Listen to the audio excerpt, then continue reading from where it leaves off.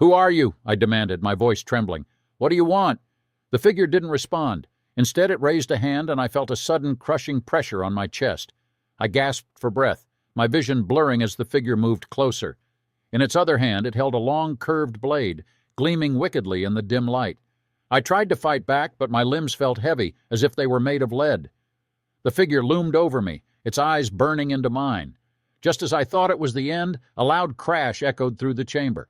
The figure paused, its head snapping towards the source of the noise. Out of the shadows stepped another figure, this one wearing a security uniform. It was Jake, the night guard who worked the shifts opposite mine. He held a crowbar in his hand, his face set with determination. "Get away from him!" Jake shouted, swinging the crowbar at the cloaked figure. The blade clattered to the floor as the figure recoiled, its form dissolving into a wisp of smoke.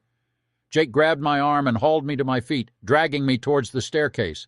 We stumbled up the stairs, the sound of our footsteps echoing through the narrow passage. Behind us, the chamber was filled with an eerie, guttural growl, the sound of something ancient and hungry. We burst through the door at the top of the stairs and slammed it shut, leaning against it as we caught our breath. "What the hell was that?" I gasped, my chest still aching from the figure's attack. "I don't know," Jake replied, his face pale, "but we need to get out of here, now." We didn't wait around to see if the figure would follow. We ran through the complex, our footsteps echoing in the empty hallways. As we reached the exit, I glanced back one last time, half expecting to see the figure pursuing us. But the hallway was empty, the shadows still and silent. Outside, the night air was a welcome relief. We leaned against the side of the building, catching our breath and trying to make sense of what had just happened. "Thank you," I said to Jake, my voice shaky. "You saved my life."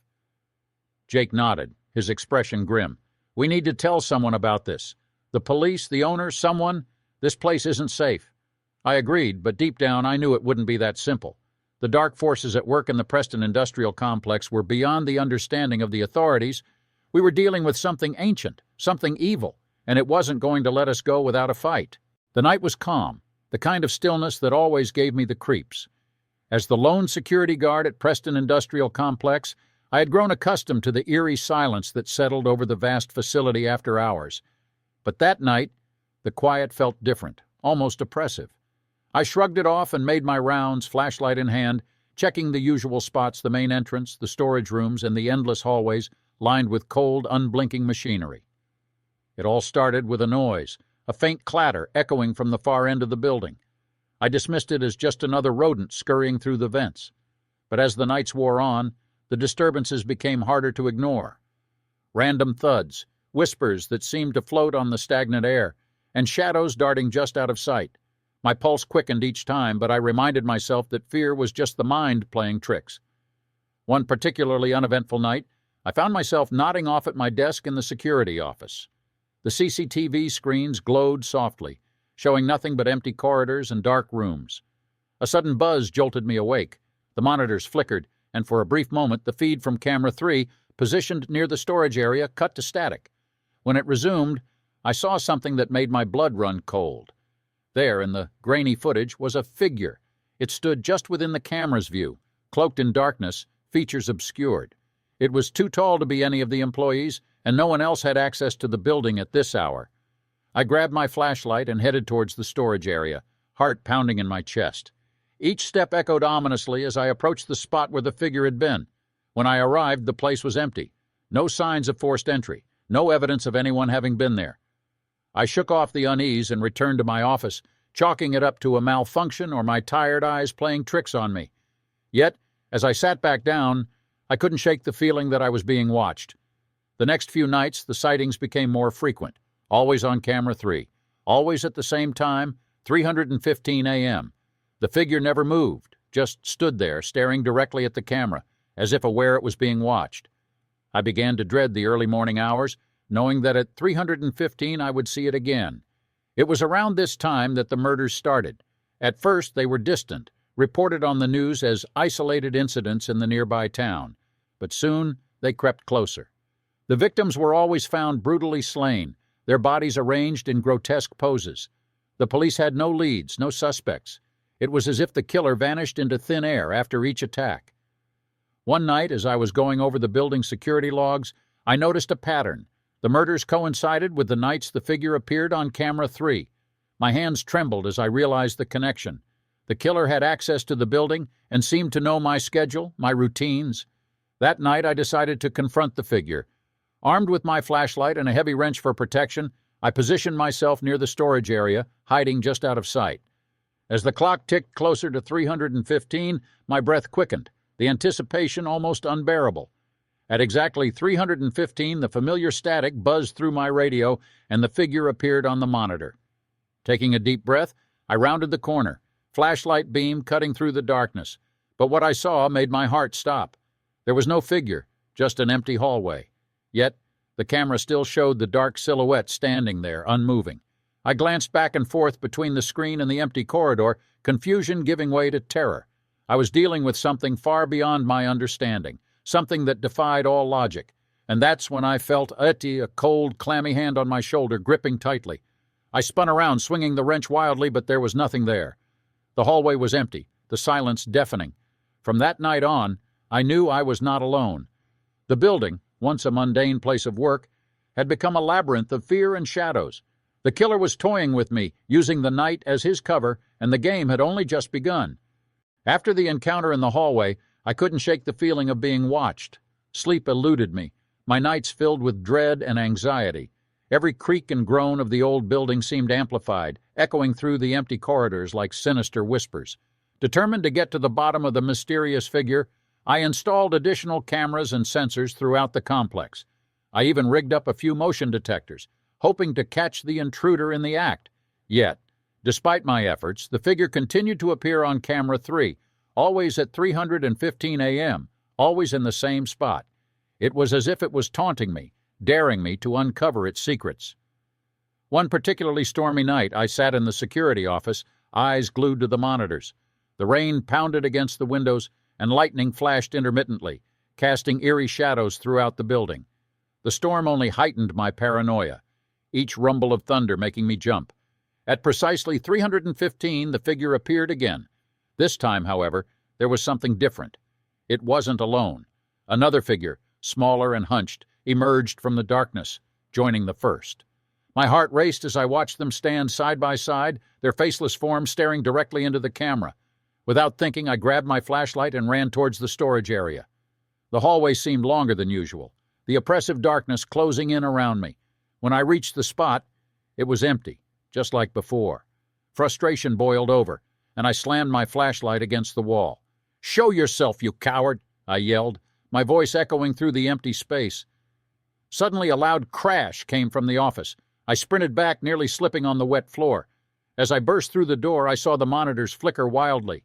The screen showed static, and then, for a brief moment, they all went black. When the picture returned, my blood froze.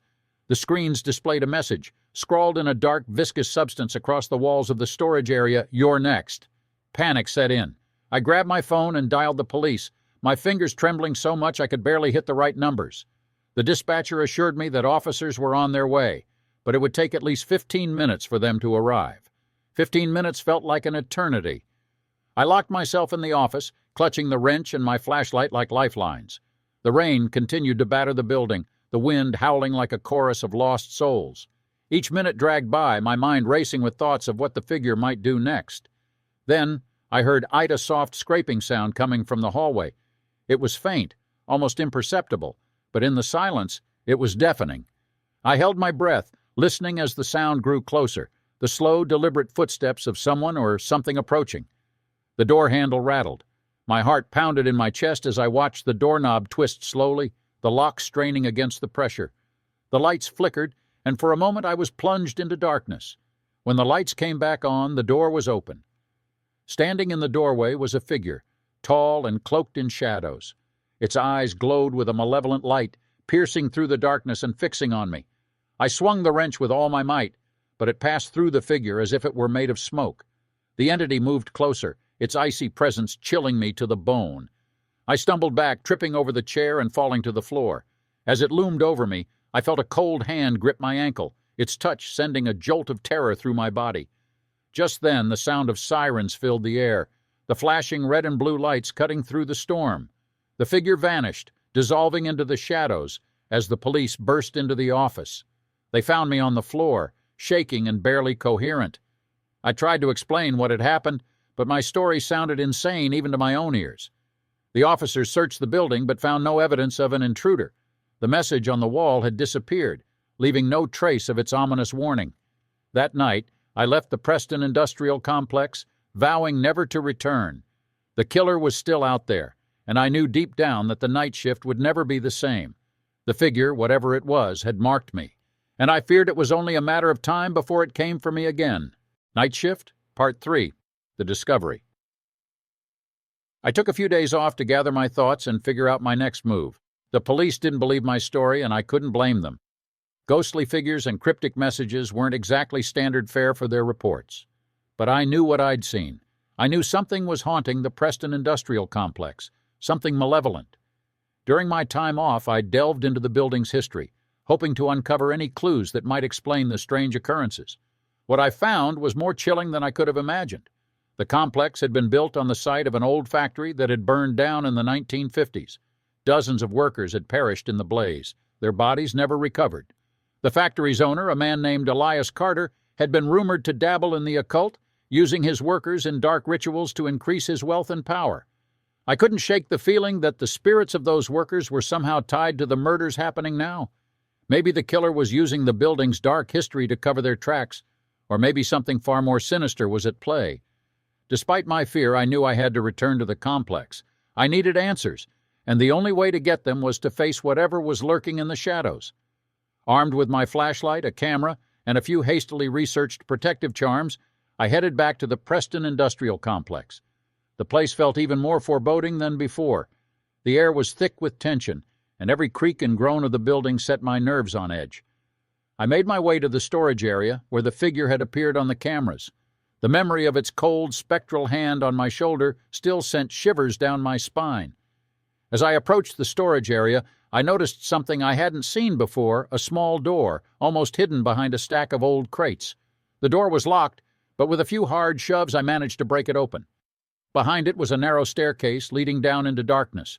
My flashlight flickered as I descended the stairs, the beam barely cutting through the gloom. The air grew colder with each step, and the smell of damp and decay filled my nostrils. At the bottom of the stairs, I found myself in a large underground chamber. The walls were lined with strange symbols, painted in what looked like dried blood. In the center of the chamber was an altar, covered in black candles and old tattered books. A sense of dread washed over me as I realized what this place was: a shrine, dedicated to dark rituals and ancient, malevolent forces. I took a few photos, hoping to document my discovery. As I did, I heard footsteps echoing through the chamber. My heart pounded as I swung my flashlight around, the beam revealing nothing but shadows. The footsteps grew louder, and I knew I wasn't alone. A figure emerged from the darkness, tall and cloaked in black. Its eyes glowed with an unnatural light, and it moved with a silent, predatory grace. I backed away, but the figure advanced, its presence filling me with an overwhelming sense of fear. Jake and I decided to regroup at my apartment. It was safer than staying at the complex, and we needed a place to plan our next move. The drive was silent, both of us lost in our thoughts, the weight of what we had discovered pressing down on us. Once inside, I brewed some coffee, hoping the caffeine would help clear the fog of fear and exhaustion clouding my mind. Jake sat at the kitchen table, his eyes darting around nervously as if he expected the dark figure to materialize from the shadows at any moment. "We need to figure out what that thing is," I said, setting down a steaming mug in front of Jake. "And how to stop it." Jake nodded, but his expression was skeptical. "And how do you propose we do that? It's not like we can just Google how to kill a ghost." I sighed, rubbing my temples. "I know, but there has to be something. Maybe those books we found in the chamber? They looked old, like they might have information about rituals or, exorcisms." "Do you have the pictures you took?" Jake asked. I pulled out my phone and showed him the photos. The symbols on the walls, the altar, and the tattered books. Jake studied them closely, his brow furrowed. "These symbols," he said, pointing to one of the images. "They look familiar. I think I've seen them before in some of the research I've done." "You've researched this stuff?" I asked, surprised. Jake nodded, a faint smile tugging at his lips. "Yeah, I guess you could call it a hobby. I never thought I'd actually need to use any of it, though." He pulled out his own phone and began scrolling through images and notes. After a few minutes, he found what he was looking for. "Here," he said, showing me the screen. These symbols are part of an old occult practice. They were used in rituals to summon and bind spirits. I looked at the screen, my heart sinking. So we're dealing with a summoned spirit? A ghost? Jake shook his head. Not just any spirit. These rituals were meant to summon something powerful, something malevolent. It feeds on fear and death, growing stronger with each kill. The weight of his words settled over us like a shroud. We were dealing with a force beyond our understanding, a dark entity bound to the Preston Industrial Complex, feeding on the terror and bloodshed it created. We need to go back, I said, the realization hitting me like a punch to the gut. We need to find a way to banish it, to break the ritual that binds it to the building. Jake looked at me, his eyes wide with disbelief. Are you insane? We barely made it out alive last time, and now you want to go back? I nodded, my resolve hardening. We don't have a choice. If we don't stop it, more people will die. It's using the complex as its hunting ground, and we have to put an end to it. Jake sighed, running a hand through his hair. All right, but we need to be prepared. We'll need more than just a flashlight and a camera this time. We spent the next few hours gathering supplies and researching rituals to banish spirits. Salt, iron, holy water, and a few other items that might give us a fighting chance. As dawn broke, we felt as ready as we ever would be. That evening we returned to the Preston Industrial Complex. The building loomed ominously in the fading light, a silent sentinel of malevolence. We made our way to the hidden staircase, descending into the dark chamber below. The air was thick with an oppressive energy, the temperature dropping with each step. As we reached the bottom, the symbols on the walls seemed to glow faintly, pulsing with a sinister light. We need to find the source, Jake said, his voice barely above a whisper. The object that's binding the spirit here. It's usually something personal, something that ties the spirit to this place. We split up, searching the chamber for any clues. I rifled through the old books and candles, while Jake examined the altar and the symbols on the walls. After what felt like an eternity, Jake called out to me, I think I found it. I hurried over to where he stood, near the back of the chamber. He was holding an old, weathered locket, its surface etched with the same symbols that adorned the walls. This must be it, he said. We need to destroy it. As we prepared to break the locket, a cold wind swept through the chamber. The candles flickered and went out, plunging us into darkness. The oppressive energy grew stronger, pressing down on us like a physical weight. Do it now, I yelled, my voice echoing in the dark. Jake raised the locket, ready to smash it with a heavy iron bar. But before he could, the figure materialized between us and the altar. Its eyes glowed with an unholy light, and its presence filled the chamber with a palpable sense of dread. You cannot stop me, it hissed, its voice like nails on a chalkboard. I am eternal. Jake swung the iron bar, but the figure moved with unnatural speed, knocking him to the ground. I grabbed the locket and tried to run, but the figure was upon me in an instant, its cold, clammy hand closing around my throat. As the darkness closed in, I remembered the protective charms we'd brought. With the last of my strength, I reached into my pocket and pulled out a small vial of holy water. I smashed it against the figure's chest, the water sizzling and steaming on contact. The figure shrieked, releasing me and staggering back. Jake, seeing his chance, lunged forward and smashed the locket with the iron bar. The chamber was filled with a blinding light, and the figure let out a final, ear-piercing scream before dissolving into nothingness. The oppressive energy lifted and the temperature slowly returned to normal. We stood there, panting and bruised, but alive. The locket lay in pieces on the ground, its power broken. We did it, Jake said, his voice filled with a mixture of relief and disbelief. We actually did it. I nodded, too exhausted to speak. We made our way back up the stairs and out of the building, the first light of dawn breaking over the horizon. The nightmare was finally over, or so we thought. In the days following our confrontation in the chamber, things seemed to return to normal.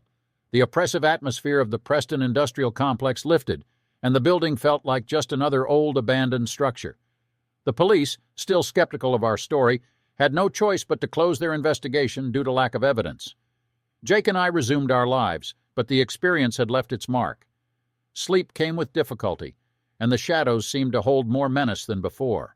I found myself glancing over my shoulder constantly, half expecting the dark figure to reappear. One night I received a call from Jake. His voice was shaky, filled with a fear I hadn't heard since that night in the chamber. Tom, you need to come over. Now. I didn't ask questions. I grabbed my keys and drove to Jake's apartment, my mind racing with possibilities. When I arrived, he was pacing back and forth, his face pale and eyes wide with terror. "What's going on?" I asked, stepping inside and closing the door behind me. Jake didn't answer immediately. Instead, he handed me a piece of paper, his hands trembling. It was a photograph, one I recognized instantly. It was taken in the chamber, showing the altar and the symbols on the walls, but there was something new in the image, something that hadn't been there before. A dark figure standing in the corner, its eyes glowing with a familiar, malevolent light. "Where did you get this?" I demanded, my voice rising with panic. Jake shook his head, his voice barely a whisper. "It was in my mailbox this morning. No note, no explanation, just the photo." A chill ran down my spine. The figure was back, and it was watching us. We had destroyed the locket, broken the ritual that bound it to the complex. So how was it still here? "We need to figure out what it wants," Jake said, his voice steadier now, "and how to stop it for good."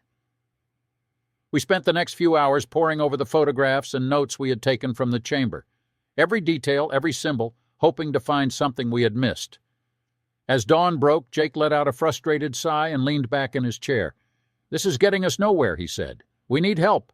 Someone who knows more about this stuff than we do." I agreed, and after a quick search online, we found a local expert in the occult. Dr. Evelyn Hayes, a professor at the nearby university, had written extensively about rituals, hauntings, and malevolent spirits. We arranged a meeting with her, hoping she could provide some answers.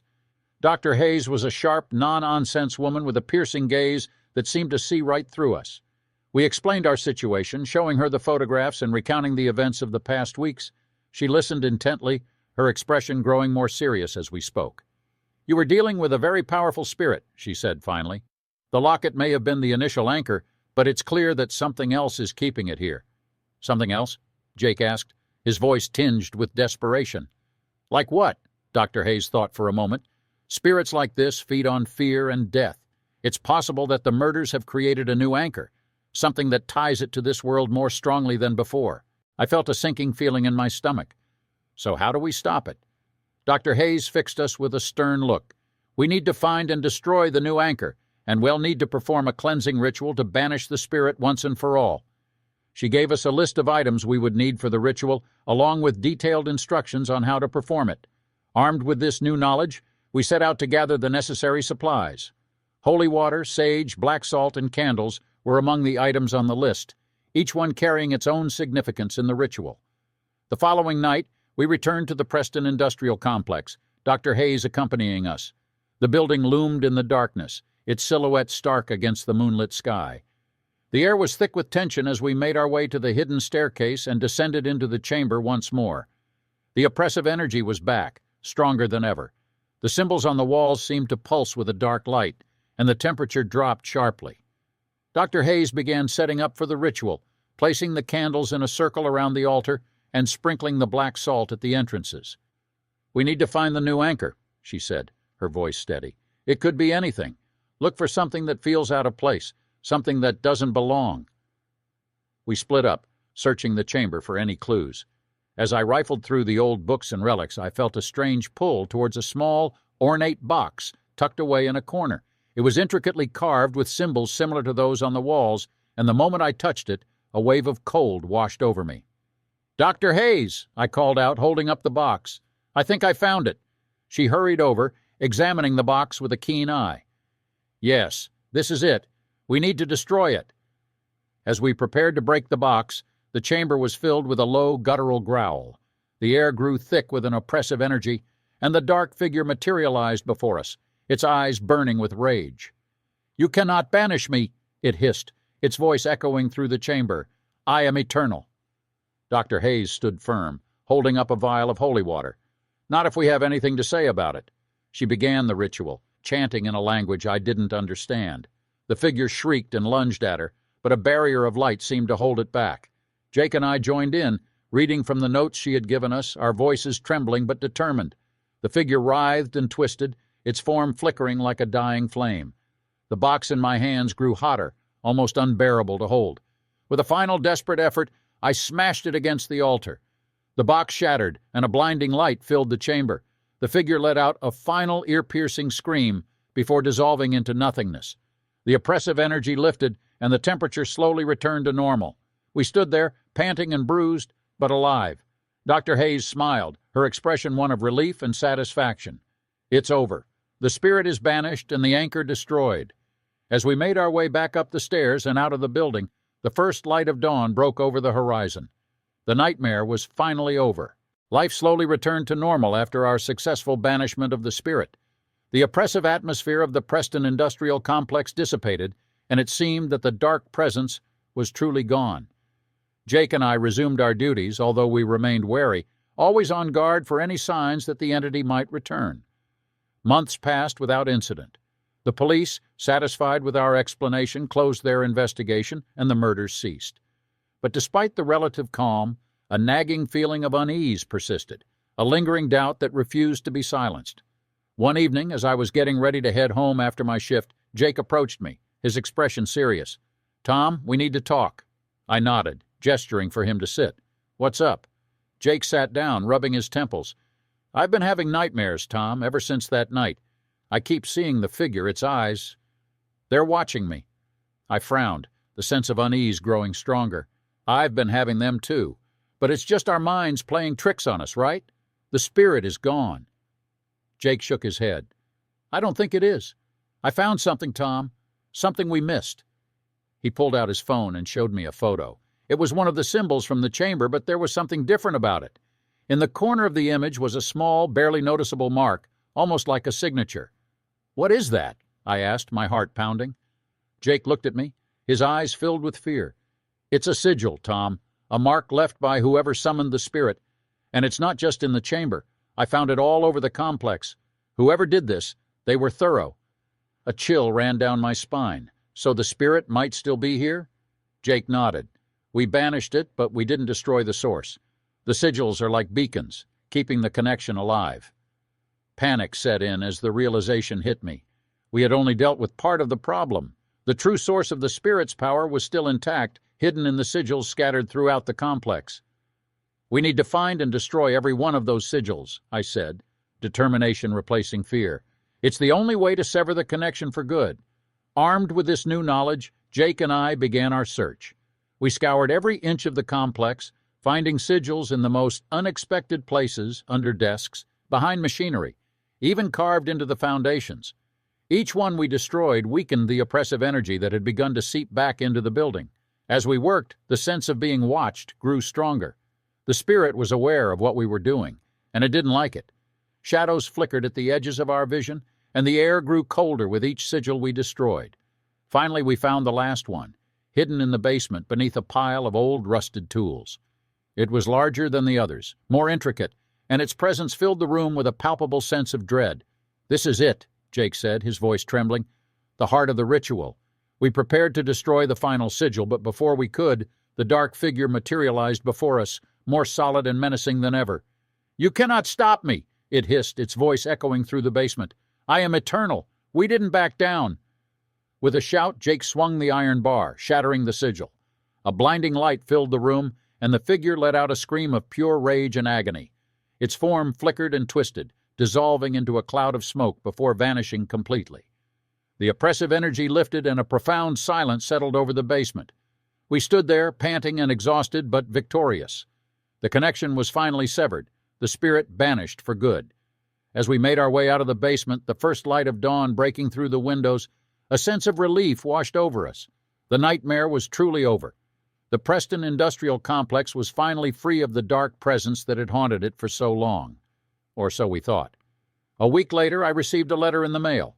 There was no return address, and the handwriting was unfamiliar. I opened it, my heart sinking as I read the message inside. "You may have won this time, but the darkness is eternal. It will find you again." Chills ran down my spine as I realized the truth. The battle was won, but the war was far from over. The darkness was out there, waiting, biding its time, and I knew deep down that one day it would return.